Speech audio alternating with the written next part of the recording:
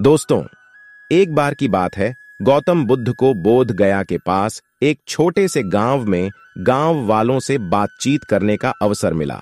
वहां के लोग उनके उपदेशों को सुनने के लिए उत्सुक थे और उनसे अपने जीवन में सकारात्मक परिवर्तन लाने का तरीका पूछने लगे।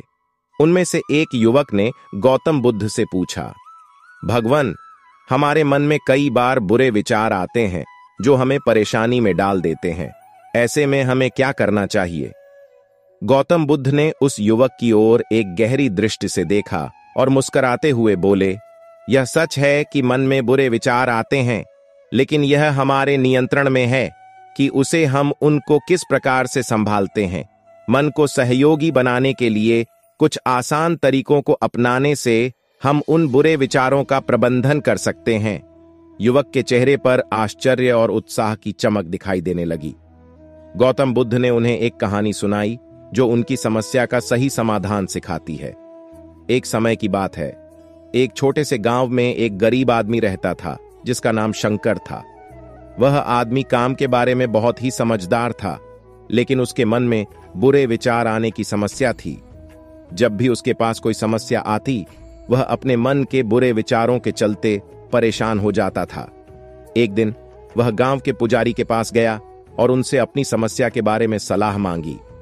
पुजारी ने उससे कहा, बेटा, मन को नियंत्रित करने के लिए तुम्हें एक आदर्श व्यक्ति से मिलना होगा जो तुम्हारा उचित मार्गदर्शन कर सके। तुम गांव के सबसे बुद्धिमान व्यक्ति से मिलो और उससे सीखो कि कैसे वह अपने मन को सामंजस्यपूर्ण रूप से नियंत्रित करता है। शंकर ने पुजारी की सलाह मानी और गांव में सबसे बुद्धिमान व्यक्ति के पास जाकर उससे मिलने का निर्णय लिया। शंकर ने उस बुद्धिमान व्यक्ति से मिलकर अपनी समस्या सुनाई और उससे सलाह मांगी। वह बुद्धिमान व्यक्ति मुस्कुराते हुए बोला, बेटा, मन में बुरे विचार आना कोई आश्चर्य की बात नहीं है। सबके मन में बुरे विचार आते हैं, लेकिन हमें उनका सही समय पर प्रबंधन करना सीखना चाहिए।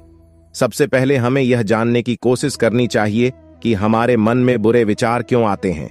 हमारे मन में बुरे विचारों की उत्पत्ति के पीछे कई कारण हो सकते हैं। स्थितियों की अनिश्चितता, सामाजिक दबाव, व्यक्तिगत संघर्ष, आत्मसंवाद और अवसाद जैसे कारक बुरे विचारों की उत्पत्ति में योगदान कर सकते हैं। हमारे अंतर्निहित भावनाएं भी बुरे विचारों का कारण बन सकती हैं। बुरे विचारों का मन में आना हमारे जीवन को उदासीन और निराशा की ओर ले जाता है। यह हमारी सोच को अवांछित रूप से प्रभावित करता है और हमारे स्वास्थ्य, संबंध और पेशेवर जीवन पर असर डाल सकता है। बुरे विचार हमारी आत्म संवाद को महसूस करने की क्षमता को कम कर सकते हैं और हमें नकारात्मक दिशा में ले जा सकते हैं। वह बुद्धिमान व्यक्ति बोला, आप अपने जीवन में कुछ बदलाव करके मन में आने वाले बुरे विचारों से बच सकते हैं। नंबर 1, स्वीकार करना। पहला कदम यही है कि हमें अपने मन में आने वाले बुरे विचारों को स्वीकार करना चाहिए। हमें यह समझना चाहिए कि ये विचार हमारे होते हैं और हमें उनका सामना करना ही है। कभी हमारे मन में अच्छे विचार आते हैं जो हमें उत्साहित करते हैं, जबकि कभी-कभी बुरे विचार आते हैं जो हमें निराश कर सकते हैं। खुद को नियंत्रित करने में सफलता पाने के लिए हमें बुरे विचारों का सामना कैसे करना चाहिए? नंबर 2, सत्य की पहचान करें। हमें अपने मन के विचारों को सत्य और असत्य के प्रियदर्शन में न लाने का प्रयास करना चाहिए और हमें अपने विचारों का सही समय पर प्रबंधन करना सीखना चाहिए। यदि हमें लगता है कि कोई विचार हमें परेशानी में डाल रहा है, तो हमें उसका सामना तब करना चाहिए जब हम शांत और स्थिर हों। हमें सत्य की पहचान करके बुरे विचारों के खिलाफ लड़ने के लिए सकारात्मक सोच को अपनाना चाहिए। हमें अपने आत्म संवाद को सकारात्मक बनाने के लिए सजग रहना और सकारात्मक विचारों को अपनाना चाहिए। नंबर 3, सकारात्मक सोच को प्रोत्साहित करना। बुरे विचारों के साथ साथ हमें सकारात्मक सोच को भी अपने मन में प्रोत्साहित करना चाहिए। हमें याद रखना चाहिए कि जिन चीजों के बारे में हम सोच रहे हैं वे हमारे जीवन के छोटे मोटे मोमेंट होते हैं और हमें उन्हें खुलकर जीना चाहिए। मन में बुरे विचारों का सामना करना आम बात है, लेकिन हमारे पास उनका प्रबंधन करने के तरीके होते हैं। सकारात्मक सोच, मेडिटेशन, व्यायाम और सही आहार के साथ हम अपने मन को स्वस्थ और खुश रख सकते हैं। साथ ही विचारों की जांच, संवाद और सेल्फ केयर के उपायों से हम बुरे विचारों का प्रबंधन कर सकते हैं और सकारात्मक दिशा में बढ़ सकते हैं। नंबर 4, ध्यान और मेडिटेशन। ध्यान और मेडिटेशन के माध्यम से मन को शांति प्राप्त होती है।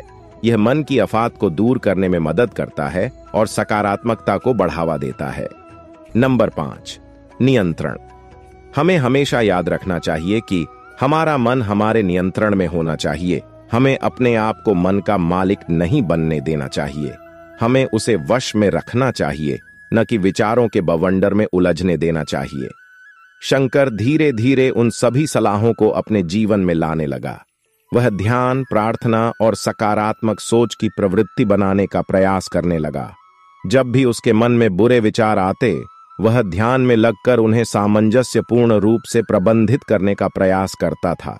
दोस्तों, बुद्ध ने संगति की महत्वपूर्णता को भी बताया। हमें सकारात्मक और आत्मसंवादी लोगों के साथ समय बिताने की कोशिश करनी चाहिए, क्योंकि ऐसे संगति हमें बुरे विचारों से दूर रखने में मदद कर सकती है। गौतम बुद्ध के उपदेशों के आधार पर मन में बुरे विचार आने पर हमें ध्यान की प्रवृत्ति बढ़ाने, सत्य की पहचान करने, सहनशीलता को विकसित करने, मिताहार का पालन करने, साधना का प्रयास करने और संगति की महत्वपूर्णता को समझने की आवश्यकता होती है। ये उपाय हमें मन के बुरे विचारों का सही तरीके से प्रबंधन करने में मदद कर सकते हैं और हमें एक सकारात्मक जीवन जीने में सहायक हो सकते हैं। बुरे विचारों का सही तरीके से प्रबंधन करने के लिए हमें अपने मन की निगरानी करनी चाहिए। गौतम बुद्ध के अनुसार ध्यान, प्रार्थना, सकारात्मक सोच और नियंत्रण में रखना हमें बुरे विचारों से बचने में मदद कर सकते हैं। हमें यह समझना चाहिए कि बुरे विचार हमारे आत्मसंवाद का हिस्सा हो सकते हैं, लेकिन हम उनका सही तरीके से प्रबंधन करके उनका प्रभाव कम कर सकते हैं और हम अपने जीवन को सकारात्मकता से भर सकते हैं। दोस्तों, इसी तरह और भी मोटिवेशनल वीडियो देखने के लिए आप हमारे चैनल को लाइक करें, शेयर करें और सब्सक्राइब करें। धन्यवाद।